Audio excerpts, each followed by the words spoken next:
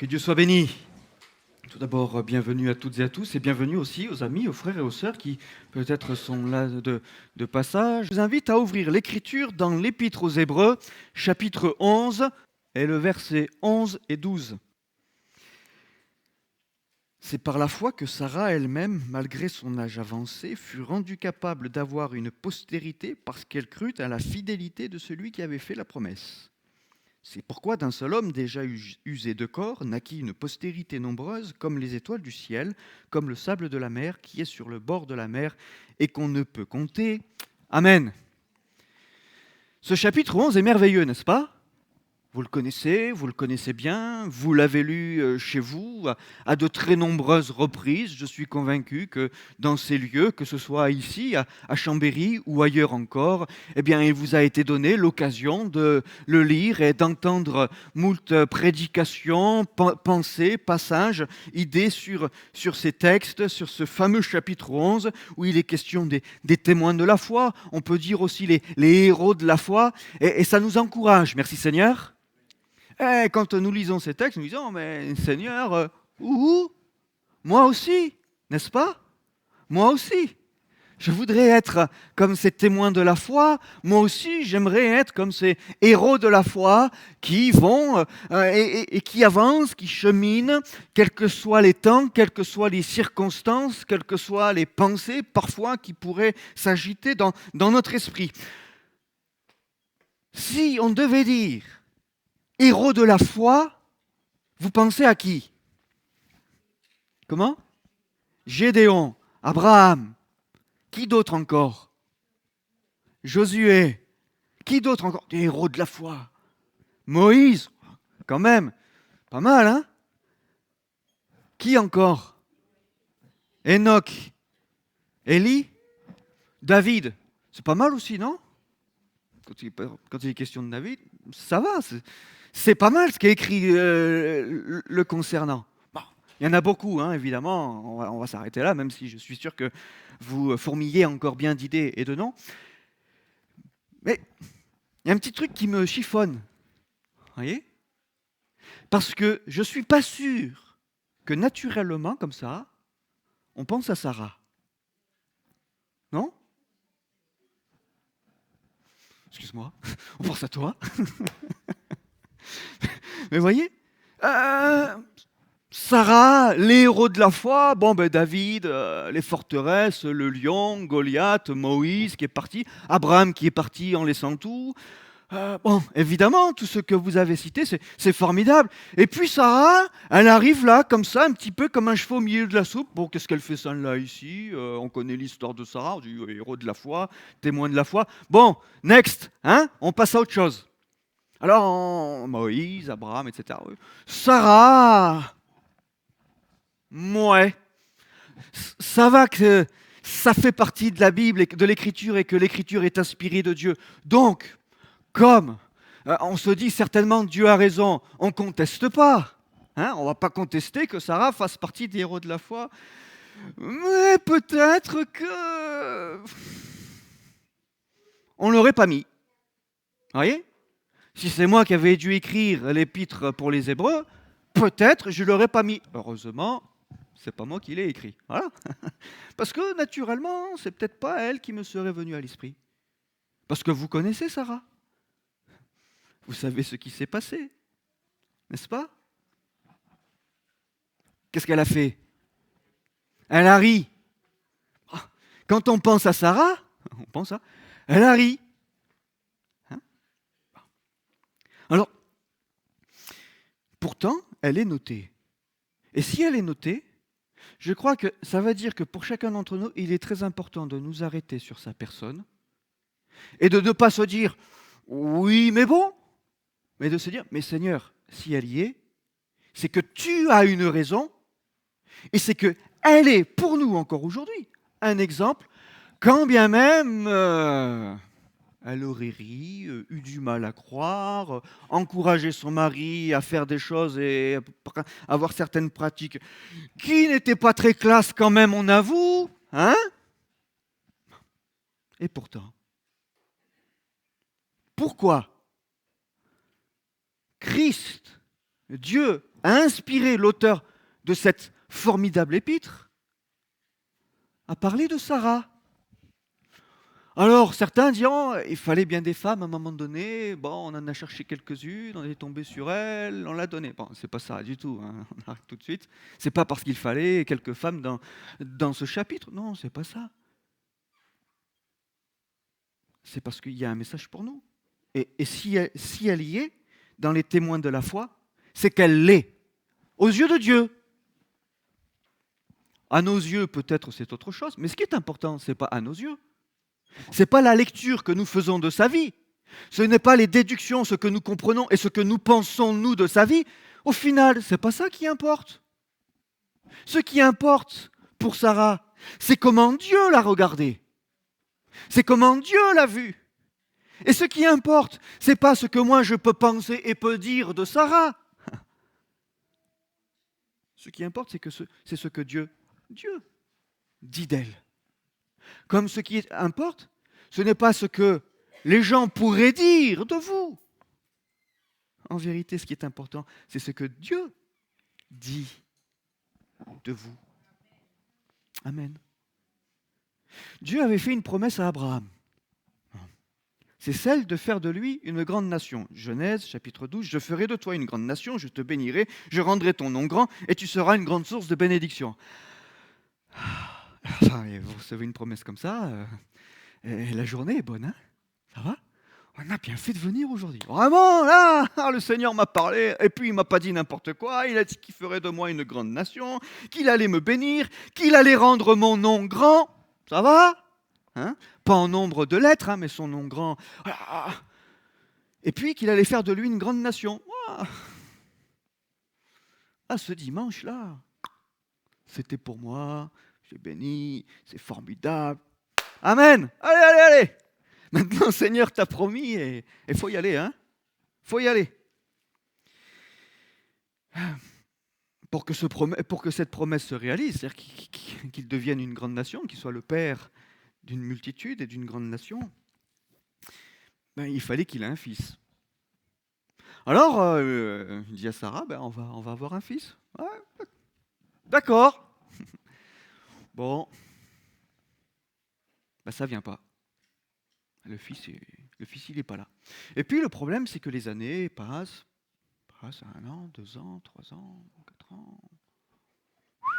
Entre le temps où Dieu a fait la promesse et le temps où ça commence à devenir long, hein. Bon, Abraham, t'es bien gentil, mais ce jour-là, t'étais un petit peu exalté, quoi. Non, je sais pas, moi. Il y a eu quoi ce jour-là? T'étais content, tu t'étais levé du bon pied, t'avais pris un bon café. Cette fois, il était bon. Le dimanche d'avant, il était pas terrible, mais là, cette fois, il était bon, le café. Alors, t'étais content, parce que ça commençait bien la journée. Et puis, il faisait beau. Et puis, t'avais l'impression que... donc, tu t'es dit que Dieu t'a parlé. Et mettez-vous à la place de Sarah, hein, parce que c'est à Abraham que Dieu parle, hein. Alors, vous voyez le mari qui rentre du culte en disant, Dieu m'a parlé. Oui, alors au début, tout content, hein? Formidable! Dieu va nous bénir, ça fait tellement longtemps. Ça répond à une aspiration, à un désir, à un souhait, mais enfin vraiment. Et puis les années passent. Et au fait, Abraham, là, ton histoire, là, tu t'en souviens? Tu avais dit avoir reçu un don spirituel, une pensée prophétique, tout ça. Ouais, bon, tu te souviens, ouais? Avec les années, t'en penses quoi maintenant? Et Abraham... il répond comment, là? Enfin, je ne sais pas, comment vous auriez répondu, vous? Parce que moi, peut-être... oui, c'est vrai, Sarah, je sais pas. Je comprends pas. Peut-être effectivement que ce jour-là, j'étais un petit peu trop plus. Je sais pas s'il y avait ce jour-là. Peut-être que j'étais trop content. Peut-être que j'ai pris quelque chose que c'était pas pour moi, je l'ai pris pour moi. Peut-être que... Abraham répondit, Seigneur éternel, que me donneras-tu? Je m'en vais sans enfant, et l'héritier de ma maison, c'est Eliezer de Damas. Et Abraham dit, voici, tu m'as donné une postérité, tu ne m'as pas donné de postérité, et celui qui est né dans ma maison sera mon héritier. Alors la parole de l'Éternel lui fut adressée ainsi, ce n'est pas lui qui sera ton héritier, mais celui qui sortira de tes entrailles sera ton héritier. Parce que Abraham, il discute avec Dieu, il dit, ouais, ok, merci, c'est ça. C'est sympa ce que tu m'as dit. Là, ça m'a fait du baume au cœur. Ça m'a fait du bien ce jour-là. Et puis pendant quelques temps, comme ça, j'étais bien. Mais maintenant, vous voyez, il y a le coup de blues qui commence à arriver. J'étais en haut, puis là, ça redescend. Je commence à me sentir un petit peu moins bien. La joie, là, elle commence à s'étioler.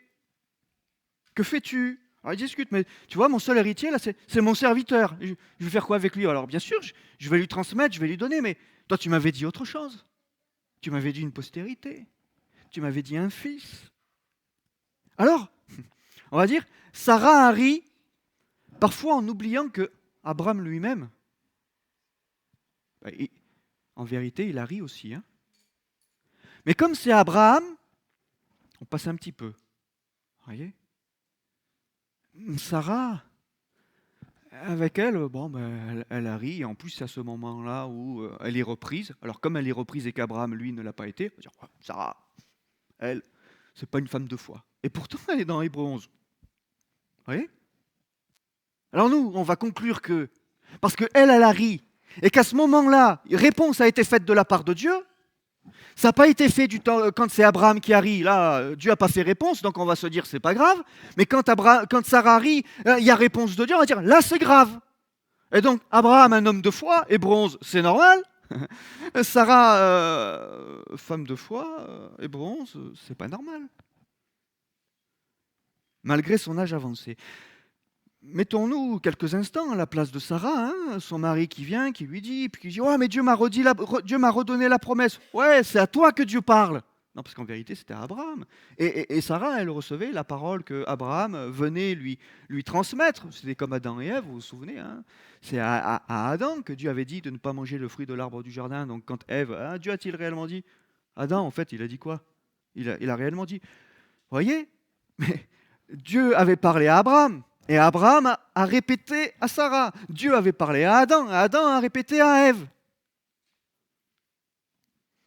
Si on se met quelques instants à la place de Sarah, enfin, pas vous, moi, excusez-moi, parce que là, moment de faiblesse, non, je suis devant une assemblée, devant une église, des chrétiens convaincus, chrétiens depuis longtemps, baptisés depuis longtemps, engagés, etc. etc. Donc, bon, vous n'auriez peut-être pas réagi comme ça, mais peut-être que moi, j'aurais comme Sarah dit, Abraham, c'est bon, là, tes histoires, tu arrêtes de rêver la nuit, parce que le jour, tu vois tes choses-là, et tu as l'impression que tu confonds le jour et la nuit. Voilà. Sarah, elle aussi, à un moment donné, ils ont vieilli, lui comme elle. Ils n'avaient toujours pas d'enfants. Pour eux, c'était impossible d'en avoir. Il nous dit, malgré son âge avancé. Ça veut dire quoi? Malgré son âge avancé. Ça veut dire, malgré le temps qui passe. Malgré le temps qui passe. Et ça, retenez-le bien. S'il y a quelque chose qu'il vous faut retenir aujourd'hui, c'est ça, entre autres, c'est malgré le temps qui passe, au-delà du temps qui passe, ou contre le temps de l'âge. Vous voyez, c'est ça littéralement. Contre le temps de l'âge. Nous sommes invités à croire, à garder la promesse de Dieu, à la faire nôtre, malgré le temps qui passe. Abraham et Sarah, après ce premier paradoxe quand même, vous voyez, parce que l'âge avancé et puis la venue d'un héritier, il y a quelque chose qui ne va pas normalement, hein. Ça ne marche pas. Mais pourtant, il y a un paradoxe. Dieu est le Dieu de l'impossible. Alors Abraham et Sarah vont croire dans la promesse de Dieu quand même. Et ils ont eu un fils, vous connaissez, appelé Isaac. Et Abraham, il avait 100 ans, hein, presque, et Sarah environ 90. Pour avoir ce fils-là, celui que Dieu avait promis, hein, le fils que Dieu avait promis, il a fallu du temps. Il a fallu du temps. Dieu dit à Abraham, Genèse 17, cette fois en avance, d'abord c'était Genèse 12, ensuite Genèse 15, maintenant Genèse 17. Dieu dit à Abraham, tu ne donneras plus à Sarai, ta femme, le nom de Sarai, mais son nom sera Sarah. Je la bénirai et je te donnerai d'elle un fils, je la bénirai et elle deviendra des nations, des rois, de peuples sortiront d'elle. Vous voyez, elle est mise en valeur, elle est mise en avant. Abraham tomba sur sa face et là, il rit. Et dit dans son cœur, naîtrait-il quand même un fils à un homme de 100 ans.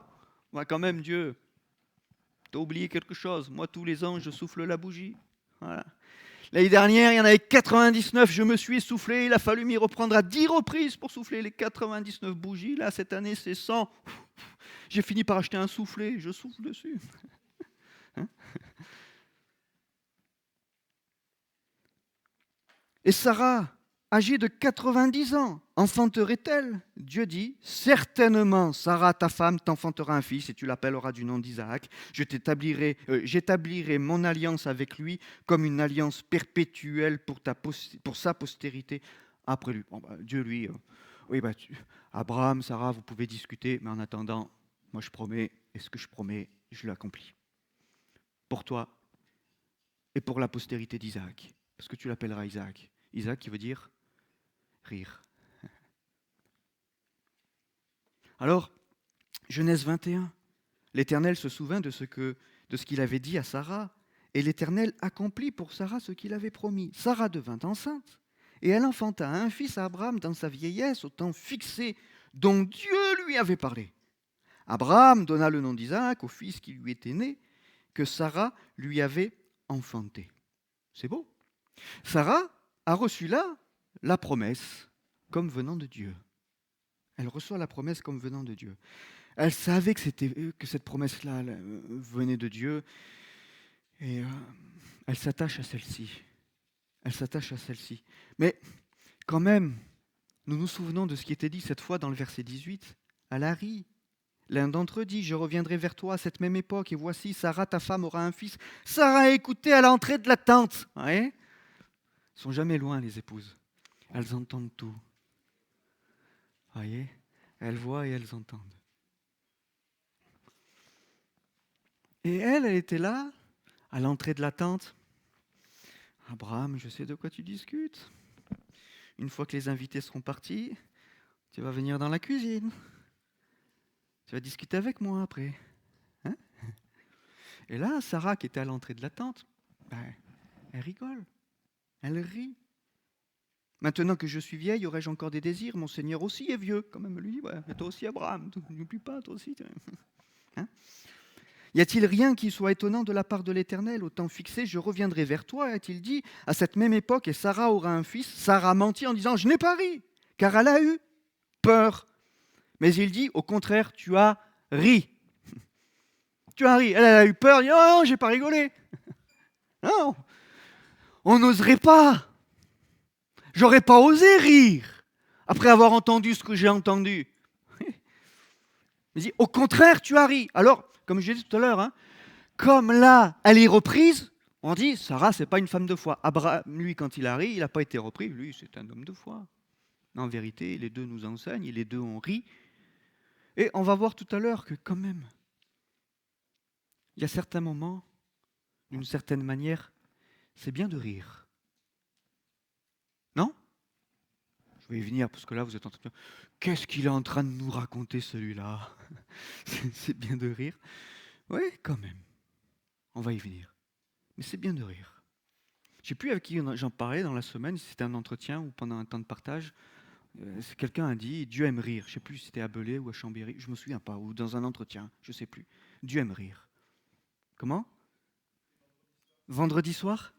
Ah. Comment les? Ah oui. Ouais. Le rire. Ah oui, le rire, c'est ça. Merci, oui, oui, ça y est. Donc c'était vendredi soir. Si vous y étiez, il fallait être là.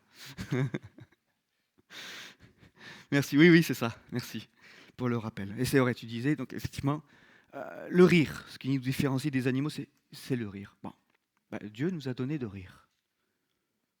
C'est parce que Dieu, il aime rire aussi. Enfin, je pense, pardonnez-moi, mais je pense que Dieu est un Dieu joyeux et qu'il n'est pas tout le temps comme ça à regarder sa créature comme ça. Ah, celui-là.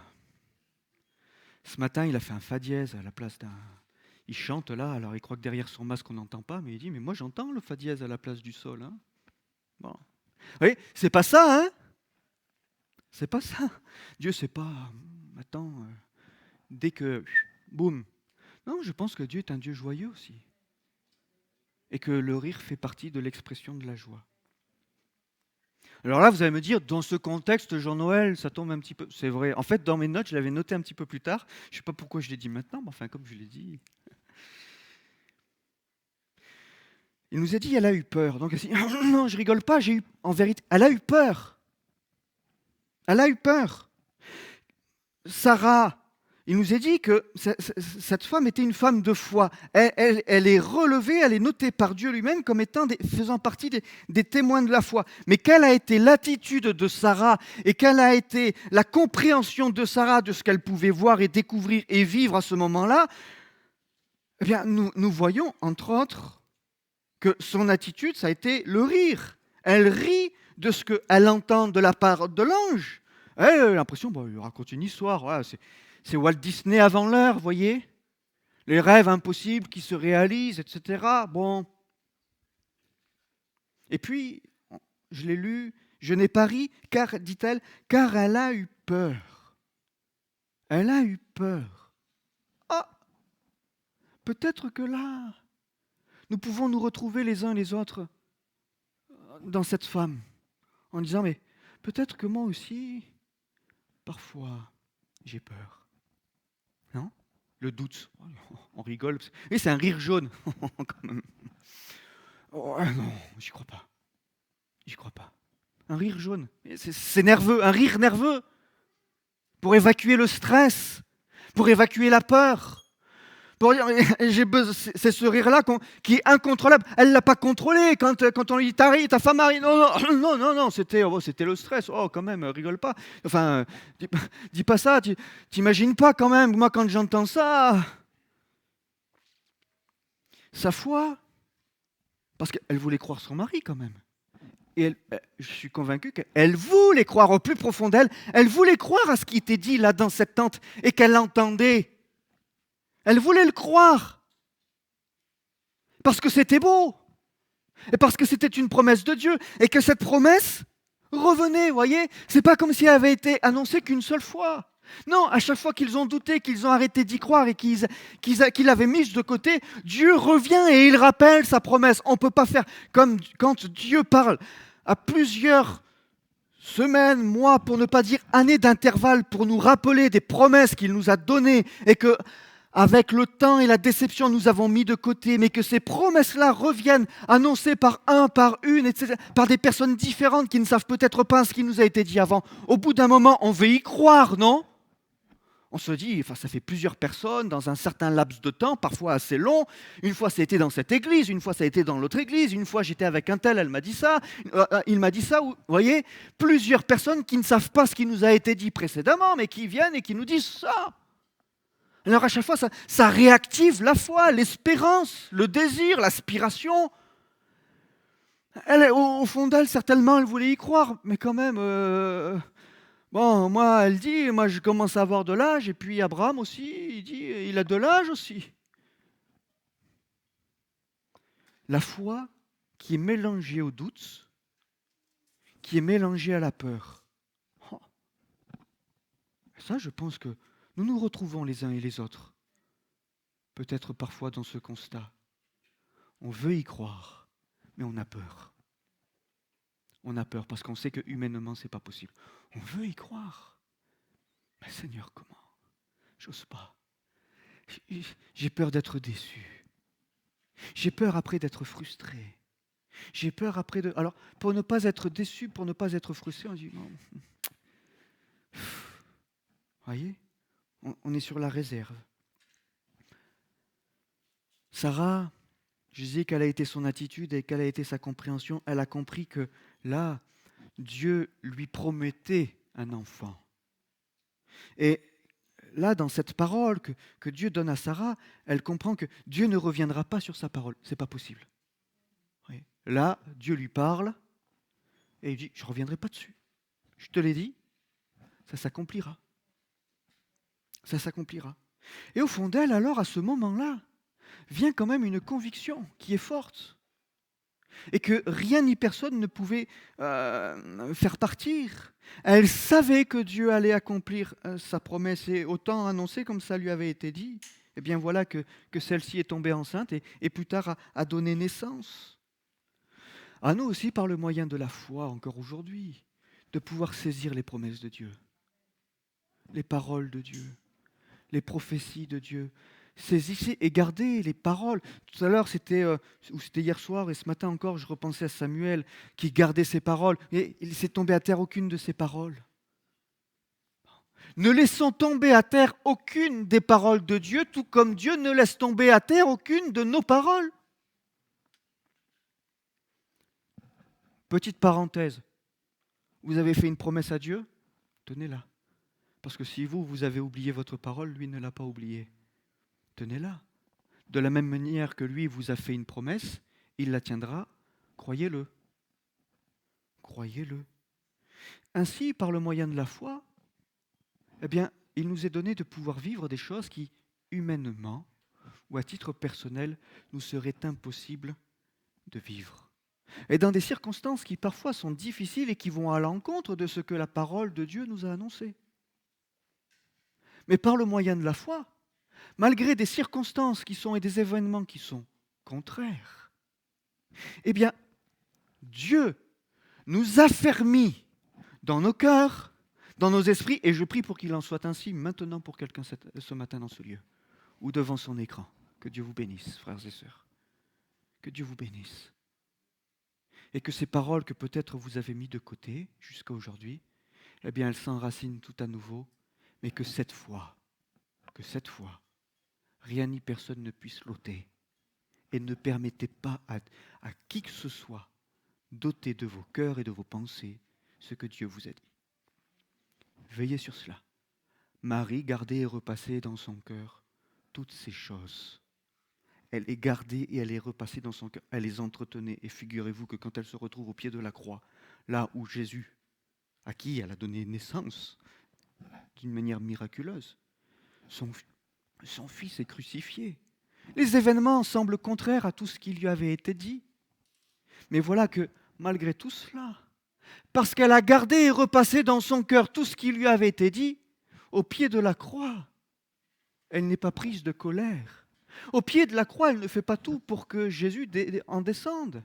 Elle n'est pas là à essayer d'attiser la foule et de dire à la foule, aux femmes qui étaient avec elle, aux quelques disciples qui auraient pu s'en dire, mais revenez vous là, revenez, il faut le faire descendre maintenant. C'est insupportable, la douleur m'est insupportable. En effet, une épée m'a transpercé le cœur, la prophétie s'accomplit.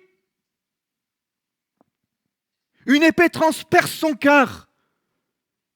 Oh, combien à ce moment-là, les circonstances semblent terriblement défavorables et la promesse de Dieu envolée. Mais pourtant là, elle garde tout son calme au pied de la croix.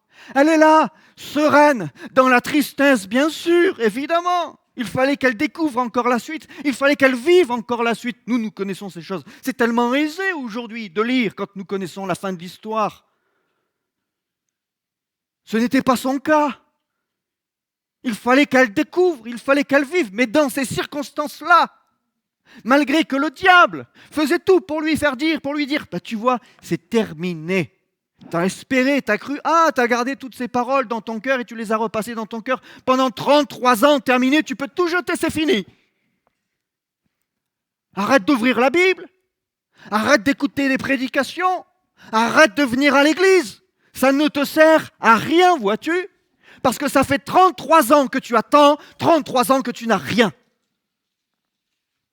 Une épée transperce le cœur. Mon frère, ma sœur, mes amis, Église de Jésus-Christ, puissions-nous à notre tour garder et repasser dans nos cœurs ces paroles qui nous ont été données par Dieu, parce que c'était des paroles prophétiques, parce que c'était des promesses de Dieu. Et ainsi, dans les circonstances les plus extrêmes et les plus difficiles, nous pouvons à notre tour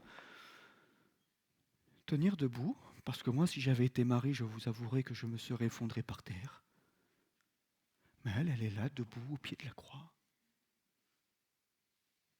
Elle tient. Elle tient. On lui transperce le cœur. Son cœur est transpercé, mais elle tient. Voyez, la foi, dans la parole de Dieu, ce qu'elle nous donne de pouvoir vivre. Je reviens à Sarah. Parce que Sarah a ri. Et Isaac, ça veut dire rire. Abraham donna le nom, Genèse 21, verset 3, Abraham donna le nom d'Isaac au fils qui lui était né, que Sarah lui avait enfanté. Abraham circoncit son fils Isaac, âgé de 8 jours, comme Dieu le lui avait ordonné. Vous voyez, il a engagé, vous voyez, son fils, il est pour Dieu. Il a tout donné à Dieu. Il t'appartient. Il t'appartient. Tu m'as donné un fils, tu me donnes une postérité, mais il ne m'appartient pas. Il t'appartient. Abraham circoncit donc son fils, âgé de 8e jour, comme Dieu le lui avait ordonné. Et plus loin, verset 6, et Sarah dit, Dieu m'a fait un sujet de rire. Je reviens à ce que je disais tout à l'heure. Quiconque l'apprendra rira de moi. Et aujourd'hui, qui aurait dit à Abraham, Sarah allaitera des enfants, cependant je lui ai enfanté un fils dans sa vieillesse. Eh ouais, pardonnez-moi. Eh ouais, vous pourrez rire. Eh ouais, mais riez avec moi. Parce que c'était plus le même rire, en vérité. Ce n'était plus le même rire. Avant, c'était un rire jaune qui venait au plus profond d'elle parce qu'elle avait peur et parce qu'elle doutait. Mais maintenant, elle rit. Pourquoi? Parce qu'elle est réjouie. Elle rigole. Elle est heureuse, merci Seigneur. Elle rit. Et Dieu lui a donné de pouvoir rire, non pas parce que c'est la peur qui, au plus profond d'elle, s'exprimait en disant ouais, bon, ben non, mais elle rit. Et là, elle est tellement heureuse, tellement heureuse. Plus de 90 ans et un miracle comme celui-là qui s'accomplit. Et regardez, parce que des milliers d'années après, on en parle encore. Et elle est relevée, elle est notée avec tous les témoins, tous les héros de la foi que vous avez cités tout à l'heure. Elle en fait partie. Elle en fait partie. C'est beau. Il y a de quoi se réjouir, non? C'est pourquoi je disais tout à l'heure, comment rions-nous? Quel rire! Est-ce un rire teinté d'incrédulité ou est-ce un rire de la joie de Dieu communiquée? Oh, qu'il y ait encore ce rire et cette joie qui soient là dans le cœur des enfants de Dieu, parce que Dieu est un Dieu joyeux. Amen. Je profite parce que maintenant, comme le masque tombe, je regarde. Alors, je reprends. Dieu est un Dieu joyeux, ça va? Alors pour ceux qui gardent le masque, je regarde vous voyez, le pli des yeux. Là. Ça va? Alors est-ce que vous êtes heureux vous aussi? Oui, je vois des grands sourires, ça fait plaisir. Et puis je vois des yeux plissés, là. Ça fait plaisir. Merci Seigneur, mais que Dieu vous bénisse, frères et sœurs. Que Dieu vous bénisse en tout temps et en toutes circonstances, malgré le temps qui passe et malgré l'âge avancé, comme on pouvait le dire précédemment. Enfin, je vais bientôt arriver au terme et à la conclusion. Il y a un héritage. On parlait dimanche dernier de cet homme Jairus et de sa fille. Vous voyez, alors ça fait 2 dimanches, mais j'y reviens succinctement. Nous avons relevé ensemble ce que représentait, ce qu'il pensait être de prime abord, vous voyez, en priorité pour lui, il était chef de la synagogue, et puis ensuite il était papa. Bon, il y avait un besoin d'équilibre quand même dans la vie de cet homme, et puis on a parlé là, d'un problème de transmission, d'un problème d'héritage, et que l'héritage ne se transmettait pas. La fille de 12 ans, elle meurt. Bon, l'héritage, la vie. Alors là, c'est cheminement inverse, vous voyez, là c'est Sarah, mais c'est pareil. Dans l'idée, c'est pareil. Qu'allait-elle transmettre, cette femme? Qu'allait-elle transmettre? Qu'allait-elle communiquer? Oh. Elle ne transmettait rien. Jairus ne transmettait plus rien. Il y avait un problème. Je ne vais pas revenir sur ce qui a été dit dimanche matin. C'est en ligne sur la chaîne YouTube d'ADD Savoie, Chambéry. Vous pourrez revoir cela. Ou si jamais vous voulez voir spécialement, vous allez plutôt vers la fin du message. Vous passez la bande là, en rouge en bas, et puis vous verrez à un moment donné Jairus. Écoutez, c'est important. C'est important parce que c'est important pour nous aujourd'hui. C'est important pour nous. On veut saisir cet héritage qui vient du ciel, placer notre foi en Dieu. Et je dirais, au plus notre foi en Dieu et dans sa parole grandit, au plus notre désir de recevoir cet héritage s'intensifie. Amen. Alors que la foi de Dieu, Seigneur, augmente-nous la foi. Augmente-nous la foi. Je disais tout à l'heure, c'est Dieu qui a voulu que Sarah soit notée dans ce texte. C'est Dieu. Et Sarah a placé sa foi en Dieu. Alors, il y a eu les hauts, il y a eu les bas, mais nous connaissons la fin. Mais quand même, relevons la fin, parce que la fin d'une chose est importante. Parfois, elle vaut mieux que le commencement. Donc, restons sur la fin. Et pour nous, aujourd'hui, dans notre cheminement spirituel, eh bien, notons aussi que parfois, malgré des hauts et des bas, eh bien, il y a une fin heureuse.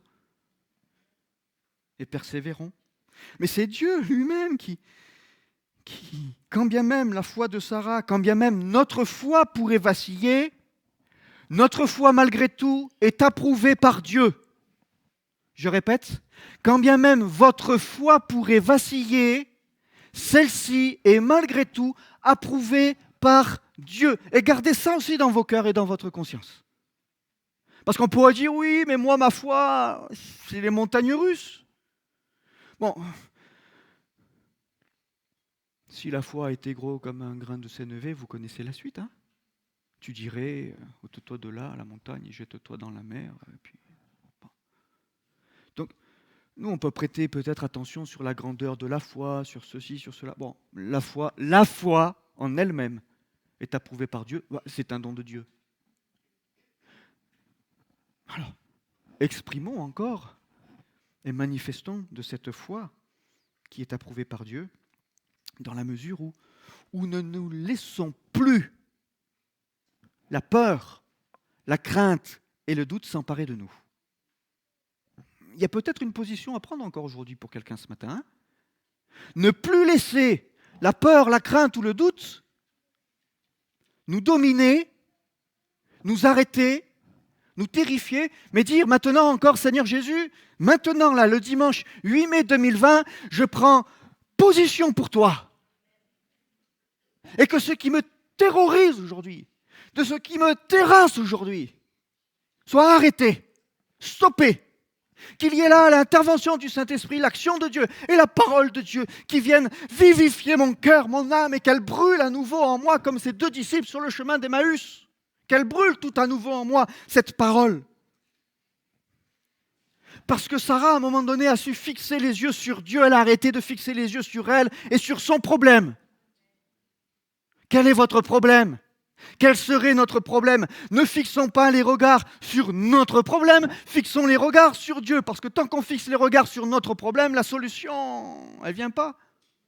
Fixons les regards sur Dieu et que Dieu soit maître de toutes choses, que Dieu soit au contrôle de toutes choses, que Dieu soit souverain sur toutes choses. Ainsi, le miracle s'accomplit et la vie est transmise et communiquée. Que son saint nom soit béni.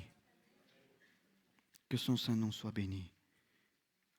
Malgré des circonstances, tout à l'heure, nous disions, qui pourraient nous sembler tellement défavorables. Mais parce qu'elle a fixé ses regards sur Dieu, voilà que l'impensable s'accomplit. Elle communique la vie. 25 ans plus tard. Vous vous rendez compte ? Je redis, parce que c'est 25 ans plus tard. Pour Marie, tout à l'heure, c'était 33 ans. Sarah, c'est 25. 25, ça commence à faire long. C'est une bonne partie de la vie. Mais Dieu a pu dire à Abraham, écoute, tu l'appelleras plus Sarai, tu l'appelleras Sarah.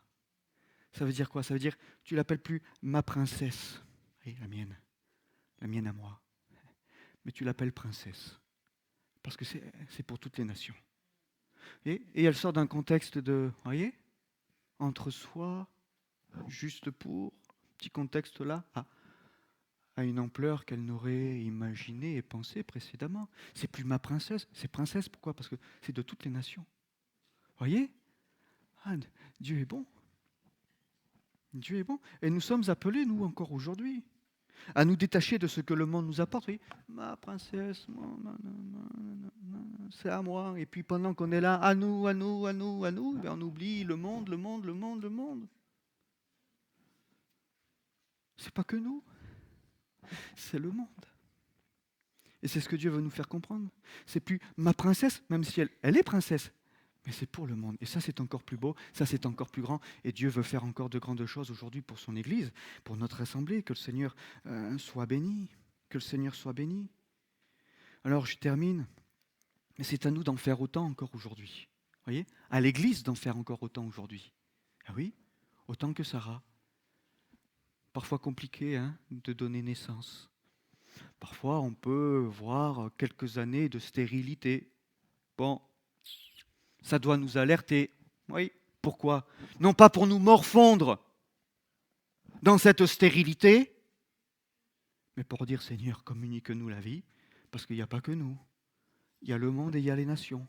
Et tu as fait une promesse pour le monde et pour les nations. Alors merci Seigneur pour la vie communiquée à nous, mais le but de l'Église aussi encore aujourd'hui, c'est toujours de donner naissance, de communiquer cette vie. Pourquoi? Pour la foule nombreuse dans le ciel. Que la foule soit nombreuse dans le ciel. Nombreuse de toute nation, de toute tribu, de tout peuple, de toute langue. Voilà. À nous aujourd'hui de pouvoir donner vie pour la postérité. De qui, me direz-vous? De qui? De Christ. De Christ. Je termine Hébreux 10, 23. Retenons fermement la profession de notre espérance, car celui qui a fait la promesse est fidèle. Je redis, mais mon frère, ma soeur, pour celui ou celle, peut-être c'est général aussi, peut-être c'est pour l'Église. Retenons fermement la profession de notre espérance, car celui qui a fait la promesse, c'est pas n'importe qui, c'est celui qui a fait la promesse. Parce que Sarah a eu peur. Peut-être que quelqu'un a peur maintenant. Peut-être que quelqu'un peut dire, ouais, Jean-Noël, pasteur, c'est bien tout ce que vous venez de dire. C'est encourageant, ça fortifie, ça réjouit. Mais en attendant, j'ai encore peur. On va prier dans quelques instants pour que, comme on le disait tout à l'heure, vous puissiez prendre position maintenant. Pour ne plus rester campé et focalisé sur votre difficulté et votre adversité, mais pour que vous puissiez saisir la parole de Dieu, la promesse de Dieu qui est pour vous. Fut-elle prononcée il y a 33 ans ou 25 ans, que sais-je? Son amour, mes frères et sœurs, mon frère, ma sœur, son amour chasse au loin ta crainte. Mon ami, on va le chanter, mais chante-le. Jésus est tout près. Sois dans la paix. On se souhaite à toutes et à tous un excellent dimanche. À bientôt.